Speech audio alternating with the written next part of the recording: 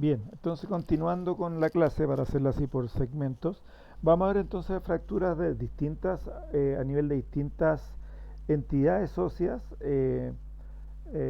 obviamente las fracturas más frecuentes y las clasificaciones más frecuentes. A nivel traumático hay muchas clasificaciones, ya, y en general las que nosotros vamos a ver son las que más utilizamos en la parte radiológica y las más actualizadas, ¿ya? Porque vamos a ver algunas, por ejemplo, fracturas a nivel pélvico que tienen distintas subclasificaciones o divisiones, y una utilizada para todo el anillo pélvico era la clasificación de Tile. Pero la clasificación de Tile se ha ido modificando en función a lo que nosotros podemos visualizar con imágenes. Entonces vamos a cambiar esa clasificación y vamos a ver la nueva clasificación que existe. Y así lo mismo para otros casos. Bien, entonces vamos a empezar por el trauma de cintura escapular, ya a nivel de clavícula escápula. La clavícula, ¿cierto? Vamos a tener fractura del extremo interno, extremo medio, extremo interno, externo y medial, ya. Siendo mucho más frecuente, ¿cierto?, las fracturas a nivel del extremo medial, a nivel medial, perdón, y a nivel del extremo interno, que a nivel del extremo externo. El extremo externo, la probabilidad de fractura es solamente un 3% o menos, y en cambio en la parte medial de la clavícula es el 90% o más de las fracturas que existen a ese nivel. A nivel de escápula puede haber fractura de sus distintos componentes. En el caso de la cavidad glenoidea puede ser tanto por fuerzas directas o indirectas. Y en la apófisis coracoide, en particular por las inserciones que en ella pueden haber, también puede generarse una fractura por abulsión por contracción muscular violenta. Dentro de estas fracturas entonces claviculares vamos a tener la clasificación más actualizada que hay, la clasificación de Neer, ya, que divide en tipo 1, de tipo 1 a tipo 5, siendo la tipo 1 la fractura más estable, sin desplazamiento eh, y sin afectación de ligamentos. ¿Ya? En cambio la 5, para no nombrarlas todas que están acá, ¿cierto?, es una fractura más compleja porque es inestable, ya vimos la clasificación inestable, tiene conminutas, es una fractura conminuta con desplazamiento clavicular medial. Dijimos que a nivel clavicular, a la parte medial es la más frecuente que se fracture.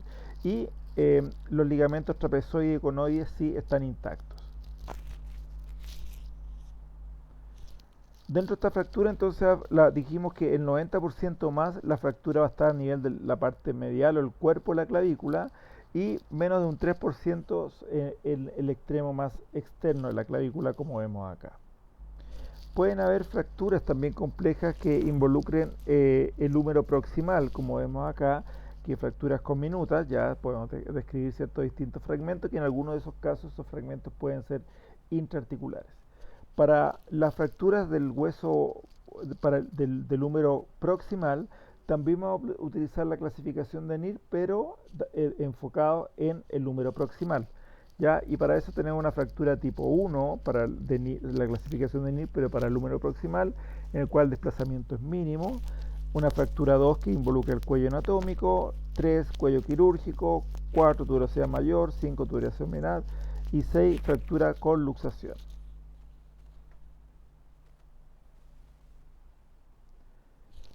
Las fracturas del húmero proximal podemos ver que aquí en la imagen es cierto que no hay un desplazamiento extraarticular.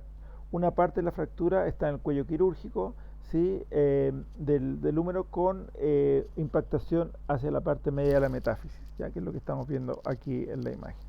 Ya en la otra imagen vemos que hay un desplazamiento transverso mínimo, bien, un desplazamiento transverso mínimo, porque la fractura está a través del cuello anatómico, bien, y la articulación glenohumeral está anatómicamente, sí, como vemos acá, alineada, sí, no hay desplazamiento de ella. Cambio degenerativo, sí, también vamos a encontrar a nivel de la articulación acromioclavicular.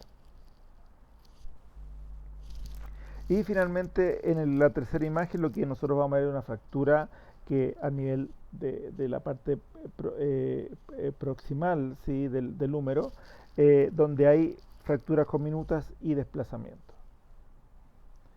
En el caso de la fractura del codo, vamos a tener este signo de la almohadilla grasa, donde el desplazamiento sea posterior de la almohadilla en radiografía lateral del codo y es indicativo de una fractura. ¿Ya? Y la clasificación para las fracturas a este nivel, primero, estamos hablando de articulación del hombro, o sea, la articulación de tres estructuras óseas, la parte distal del húmero, ¿cierto?, con el radio y la ulna. Entonces aquí vamos a tener dentro de la clasificación de la extremidad inferior del húmero, algunas van a ser, se clasifican como extraarticulares, ya sea supracondilia, epicondilia o epitrocleares. Otras son intraarticulares, a nivel del cóndilo externo, tróclea, intercondilas, diacondilias. Fractura de Hans-Steinhardt, que afecta la articulación del húmero con el radio a nivel del capitelium. Acuérdense que el capitelium, que es su nombre o la clasificación en inglés, va a estar en la parte externa de este húmero distal, ya, y que se articula con el cuello del radio, con la cabeza del radio. Y la de Cocker-Lawrence, ¿cierto?, que afecta nuevamente el capitelium y la cápsula articular que existe a este nivel. Algunos ejemplos de fracturas que están por encima de los cóndilos humerales, ¿cierto?, fracturas supracondilias, fracturas extra e intraarticulares. Vemos en este caso, ¿cierto?, vemos que hay fracturas por avulsión y que aquí en la radiografía lateral del codo vemos que este fragmento está desplazado hacia anterior, hacia la parte superior de la cabeza del radio, ¿sí? Y que se acerca a la región del epicóndilo. Vemos también, ¿cierto?, en la parte anterior y posterior que hay cierto un aumento de volumen del tejido blando. Las fracturas que vamos a tener entonces del capitelio, el capitelium, ¿cierto?, reconocido en esta región del capitelio anatómicamente, es la clasificación de Bryan y Murray. ¿Sí? Dentro de esta tenemos Hans-Taylor, que ya la nombramos anteriormente, que es o tipo 1 según la clasificación de Bryan y Murray, que es una gran fractura que contiene hueso subcondral. La de Cocker-Lawrence, que es tipo 2, fractura en manga con mínimo hueso. La fractura tipo 3 o Brover-Murray, ¿cierto?, es con minutas. Y la tipo 4, fractura que incluye una porción mayor de la tróclea.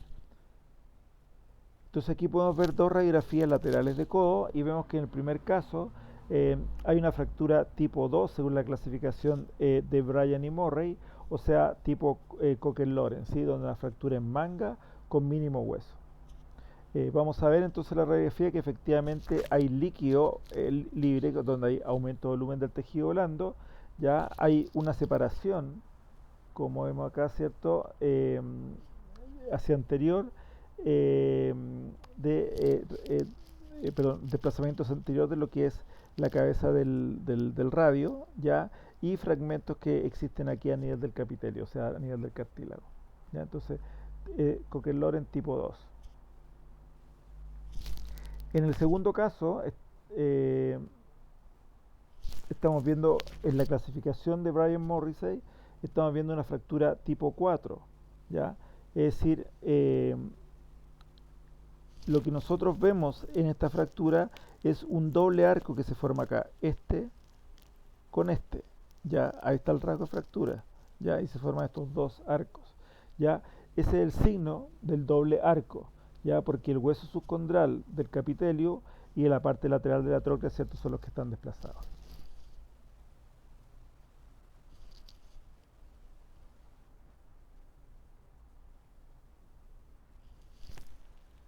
Ojo, ahí dice tipo 6, me acabo de dar cuenta, me quedé pegado ahí, ¿eh? Es tipo 4, ¿ya? Por si acaso. Bueno, en la clasificación de la extremidad superior del cúbito o de la ulna tenemos fracturas extraarticulares e intraarticulares que comprometen el olecrano y la apófisis coronoides, ¿ya? En la primera imagen podemos ver efectivamente una fractura del olecrano y en la segunda, ¿cierto?, fractura del coronoide, de la apófisis coronoide.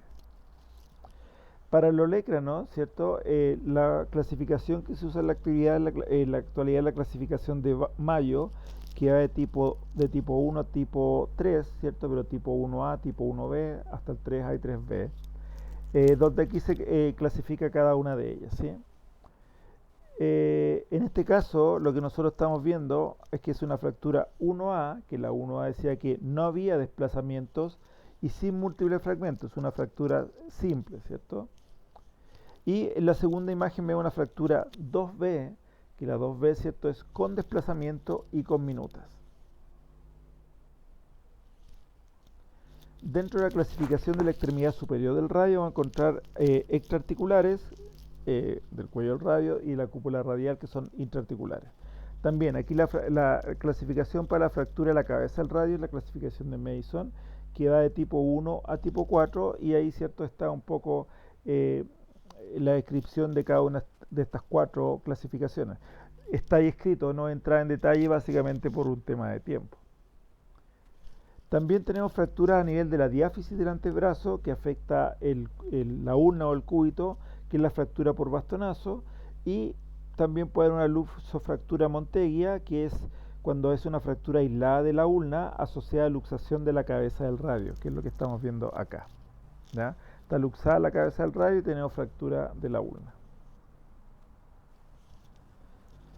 También a nivel diaficiario del radio vamos a encontrar fractura de Galeazzi, que es una fractura en la unión del tercio medio distal del radio asociada a luxación también, pero ahora de la articulación radiocubital o radioulnar distal, ¿ya? O sea, a este nivel vamos a tener la luxación. La otra era proximal, la de Monteguia. Fracturas de muñeca, tenemos la fractura de Coles, la de Smith-Ogorian, la de Ria-Barton y la de Hutchinson, entre otras. La fractura de Coles, hay una fractura de la porción distal del radio, desviación dorsal, se dirige hacia atrás del extremo distal, y fractura por apófisis de la fractura de la apófisis estiloides, de la ulna o cúbito. Aquí, porque toda esta desviación hacia dorsal, tenemos el signo del dorso del tenedor. Fractura de Smith-Ogorian, también aquí a nivel de la muñeca, ¿cierto? Es asociada a caídas con flexión de muñeca y apoyo del dorso de la mano. El trazo fractura, como vemos, sí, articular asociado a línea de fractura metafisiaria, aquí es la que vemos acá. ¿Ya? Aquí la tenemos a nivel articular, aquí a nivel metafisiario. Y el signo que se genera es el signo de pala jardinero, donde el fragmento principal se desplaza hacia dorsal.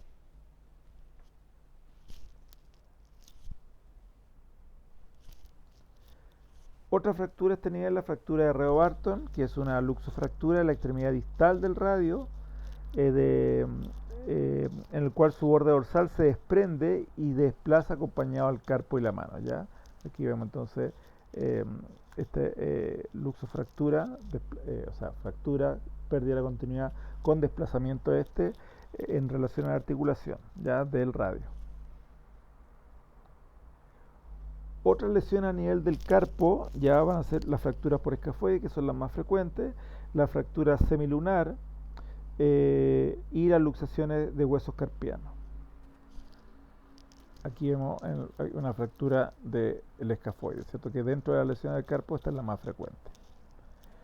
Dentro de la lesión en la mano tenemos fractura de falange distal de dedo de béisbol, fractura falange media distal, fractura de Bennett, que es una fractura de articulación carpo-metacarpiano con luxación del fragmento distal del primer dedo, y la fractura del boxeador.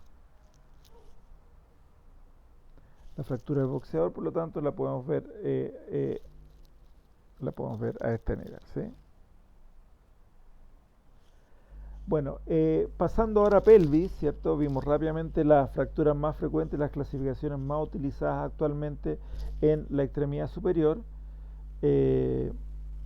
Vamos a ir entonces a la región pélvica, ¿cierto? Que también es una región bastante compleja, porque frente a fracturas más inestables no solamente se compromete el hueso, sino que también todos los órganos contenidos a nivel pélvico.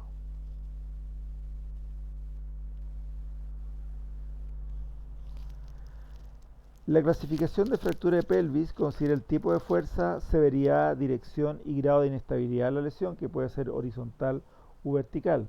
Y por lo tanto, dentro de esto, si es que ha habido modificaciones en cuanto a la clasificación, y ya la clasificación de Tile no es la más actualizada. Lo más actualizado es la clasificación de John y Burgess para la fractura de anillo pelviano. Y esta clasificación divide la fractura en compresión antero-posterior, compresión lateral, corte vertical y una combinación de estas.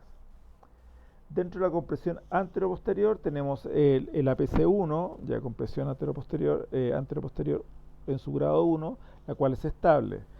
Hay una separación a nivel de la sínfisis púbica menor a 2,5 centímetros. En la compresión anteroposterior grado 2, esta es inestable rotacional, pero estable verticalmente, solamente a nivel horizontal. La separación de la sínfisis púbica es mayor a 2,5 centímetros. Hay disrupción y diástasis en la parte anterior de la articulación sacroilíaca también, o sea, hay afectación por anterior y por posterior dentro del anillo pelviano, pero siempre en un plano horizontal, ¿ya? Con ligamentos sacroilíacos posteriores intactos, ¿sí? Y el APC3, separación completa de la hemipelvis, pero sin desplazamiento vertical, siempre esto es una clasificación horizontal, eh, y hay una irrupción diástasis de ligamentos sacroilíacos anterior y posterior con dislocación. Entonces aquí tenemos la clasificación en grado 1, grado 2 y 3 de esta APC o compresión anteroposterior, ¿ya? Donde vemos que en el primer caso solamente hay una diástasis de sutura en separación de la sínfisis púbica menor a 2,5 centímetros, en la segunda mayor a 2,5 centímetros y también afectación a nivel sacroilíaco, pero sin afectación del ligamento. En cambio, en la 3 hay una separación completa en sentido horizontal, como decíamos, ¿cierto? Eh, no hay desplazamiento vertical y sí hay afectación de los ligamentos sacros anteriores y posteriores. En este caso podemos ver entonces una fractura grado 3 con esta compresión anteroposterior, ¿ya? No hay solamente una diástasis de la sutura, ¿cierto? Hay una separación de ella, sino que también hay un compromiso sacroilíaco, ya con disrupción de los ligamentos, pero solamente la afectación es en sentido horizontal. La compresión lateral, ¿cierto? También se divide en 3 grados. El grado 1 es estable, fractura oblicua rama púbica, fractura por compresión anterior ipsilateral, o sea, del mismo lado del ala sacra. La 2 es inestable rotacional, estable verticalmente, fractura rama púbica, fractura posterior con dislocación ipsilateral ahora del ala ilíaca. Y la 3, compresión lateral ipsilateral, compresión contralateral anteroposterior. Aquí tenemos entonces en los 3 grados, ¿cierto?, de compresión lateral, que ya los clasificamos recién, y acá podemos ver, ¿cierto?, una fractura, ¿cierto?, que se conoce como fractura de Malgame, ya asociado, ¿cierto?, a fractura de tipo de corte vertical, ya, que es otra de las clasificaciones. Es el tipo más severo e inestable, con asociación de complicaciones viscerales, sentido vertical, por lo tanto los órganos que están comprometidos, están contenidos en la pelvis también se ven afectados, desplazamiento vertical de la hemipelvis y fractura en articulaciones púbicas y sacroilíacas.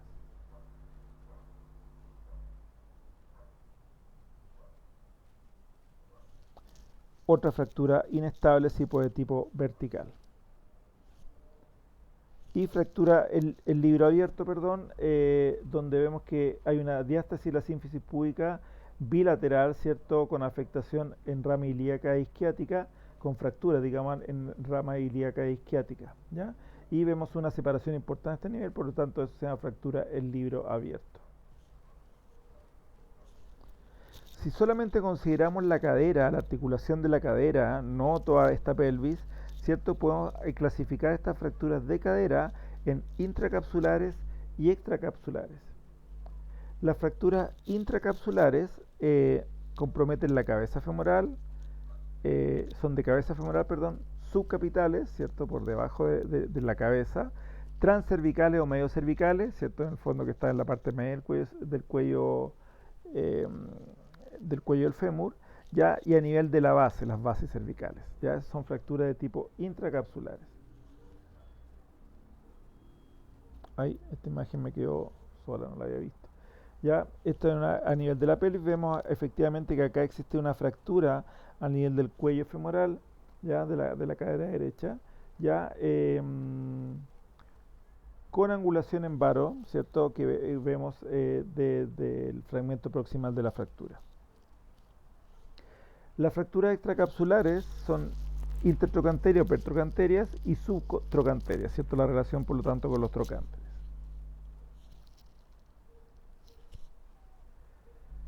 La fractura del cuello femoral subcapital se puede subdividir o clasificar con la clasificación de Garden, que va de Garden 1 a Garden 4. En el Garden 1 lo que nosotros vamos a tener es una fractura incompleta, sin desplazamiento, del cuello femoral.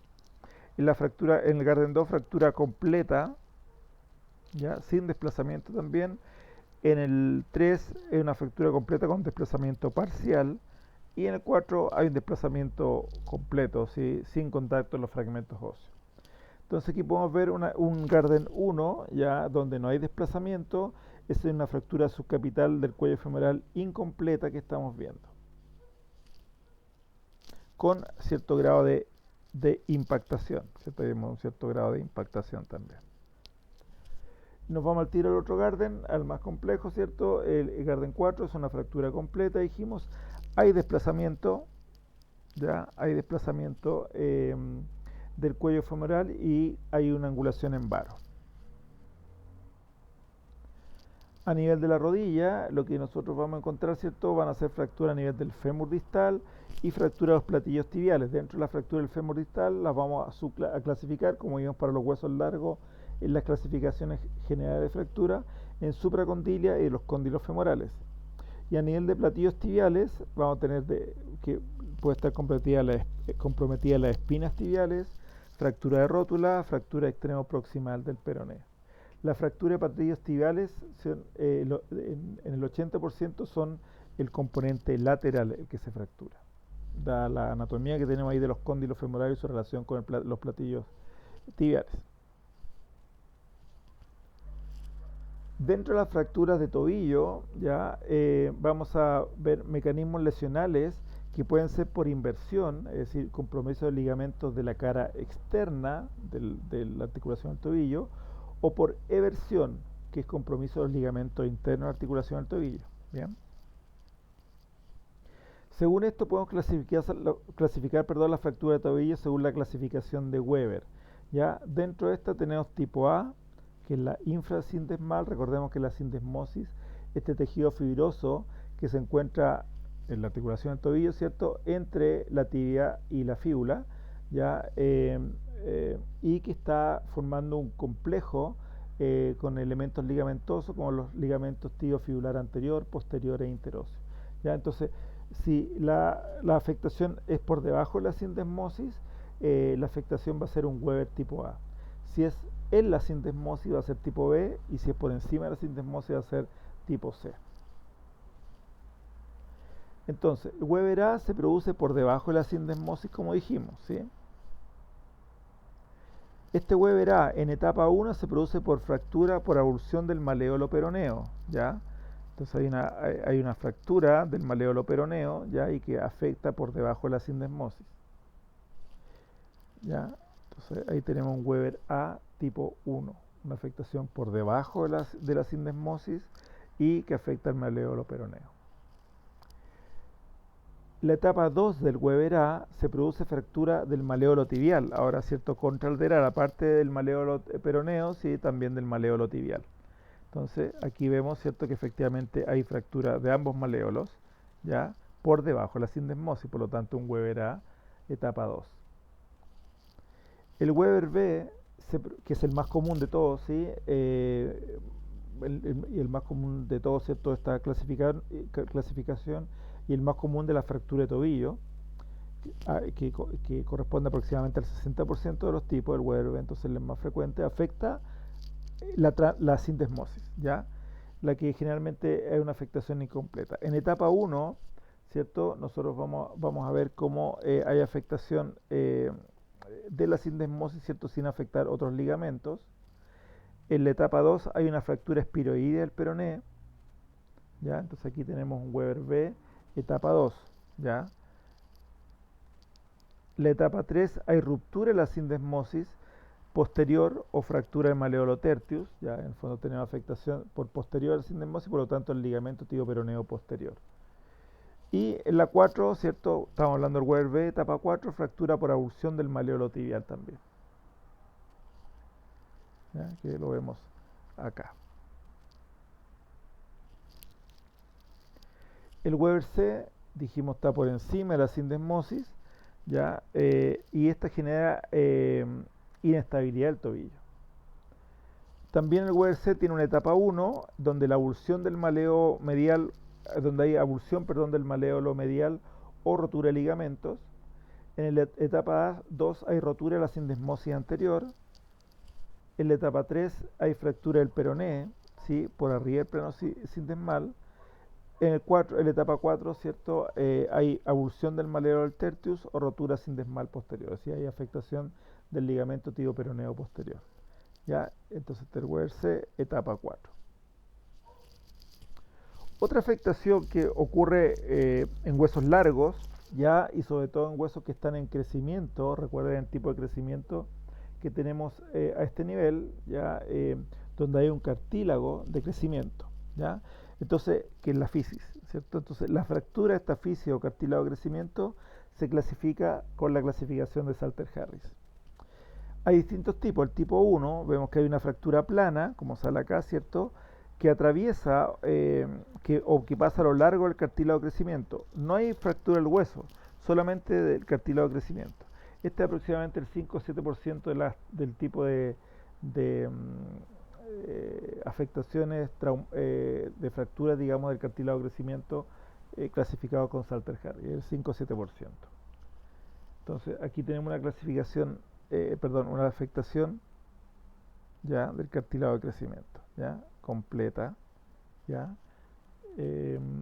donde no está involucrado el hueso, ya. Esto obviamente es donde existe el cartílago de crecimiento, por lo tanto es una clasificación más bien para los niños. Salter-Harris 2, la fractura pasa por gran parte del cartílago y por la metáfisis, ¿cierto? Y vemos que la fractura se extiende hacia superior. Este es el 75% de los casos. ¿Ya? Entonces vemos la fractura que pasa en parte por el cartílago de crecimiento y que después se va hacia superior, hacia la metáfisis, ¿ya? Este es Salter-Harris tipo 2. El tipo 3, que también es un 5 o 7%, igual que el tipo 1, el plano de fractura pasa hacia la región epifisial por el cartílago de crecimiento, pero ahí, ¿cierto?, pasa hacia la epífisis. Entonces tenemos un Salter-Harris que pasa por el cartílago de crecimiento, pero que luego pasa hacia inferior, hacia la epífisis. Y un Salter-Harris tipo 4, el plano de fractura pasa directamente a través de la metáfisis, cartílago de crecimiento y por abajo a través de la metáfisis, ¿cierto? Compromete los tres. Es el 10% de los casos y por lo tanto estos fragmentos son intraarticulares. Ya, aquí tenemos tipo 4 de Salter-Harris. Perdón, que lo vemos a ese nivel, a este nivel. Y el tipo 5 de Salter-Harris no desplaza el cartílago de crecimiento, pero lo daña por compresión directa, ¿cierto? Es el menos del 1%, por lo tanto el cartílago de crecimiento nosotros lo vamos a ver muy disminuido en cuanto a su grosor o simplemente o casi no lo vamos a ver. A nivel del pie, las lesiones que vamos a encontrar son lesiones de calcáneo, del astrágalo, vamos a ver luxofractura del Lisfranc, de articulación del Lisfranc, luxación a nivel de articulación de Chopard, entre otras. Las lesiones del calcáneo, ¿cierto? Se pueden, en este caso en la radiografía lateral de esta región, se pueden evaluar a través del ángulo de Wöhler. Ya el ángulo de Wöhler, ¿cierto?, traza dos líneas, como vemos acá, una línea A que pasa por el aspecto postero superior del calcáneo, ¿ya? Y la articulación subtalar, la faceta posterior de la articulación subtalar. Y una línea B, ¿sí?, que pasa por el punto más alto del proceso anterior del calcáneo, ¿ya?, y el punto más alto de la articulación subtalar, hacia posterior. Bien. Entonces, eso forma un ángulo. Si el ángulo es menor a 20 grados, indica que hay una fractura por compresión. Y por lo tanto, mide el compromiso de la articulación subastragalina. La luxofractura de Lisfranc, que es una fractura tarso-metatarsiana con luxación dorsal del metatarso, recordando que la línea imaginaria que resulta de unir las líneas articulares de las articulaciones cuneo-metatarsianas y cuboideo-metatarsianas se denomina articulación de Lisfranc, que es lo que estamos viendo acá dibujado, ¿ya? Entonces acá hay una fractura tarso-metatarsiana con luxación dorsal del metatarso. Y la luxación de Chopard, que está relacionada a la articulación mediotarsiana, o articulación de Chopard, que también se llama, que está formada por el astrágalo, como vemos acá, por el calcáneo, por el cuboides y el escafoides.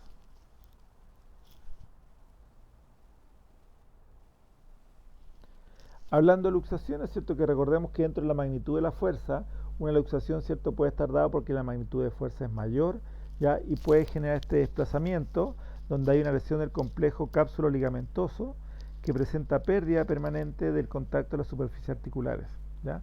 Esta luxación puede ser total o parcial. Los tipos de luxación, ¿cierto?, según dirección, van a ser anterior, posterior e inferior.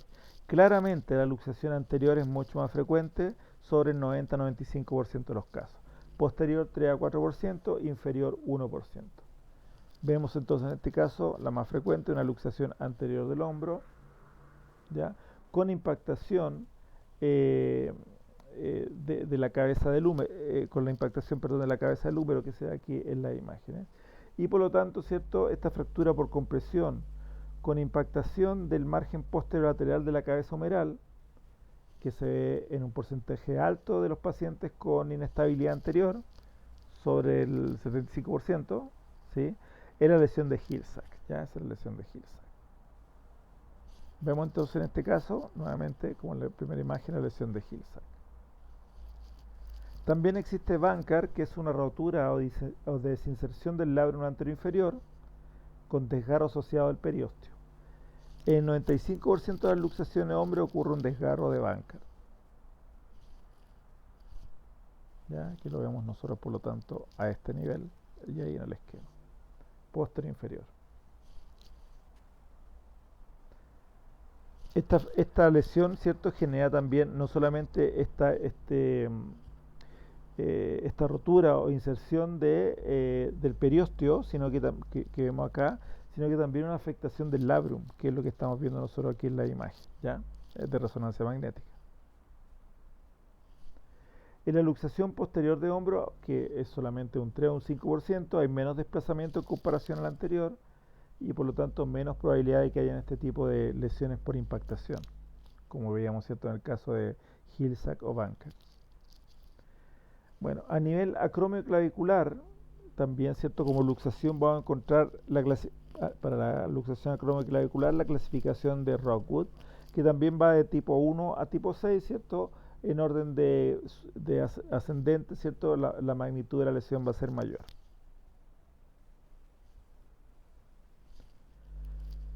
Estas afectaciones, como les dije en un principio, no afectan solamente componente óseo, sino que también afectan tejido blando. Y por lo tanto puede generar afectación de los tendones, ¿ya? Recuerden la función que tienen los tendones, ¿cierto?, en la inserción del músculo con al hueso. Puede haber afectación, y es una tendinitis, puede haber afectación en los ligamentos, ¿cierto?, que este tejido fibroso que une hueso con hueso y permite la estabilidad en parte de esa articulación de los huesos, y eso es un esguince, y pueden haber lesiones en el músculo directamente que van a ser los desgarros. Por lo tanto, para esta otra patología, ¿cierto?, también vamos a separarlo en un video, ya, para que no quede tan pesada esta otra parte.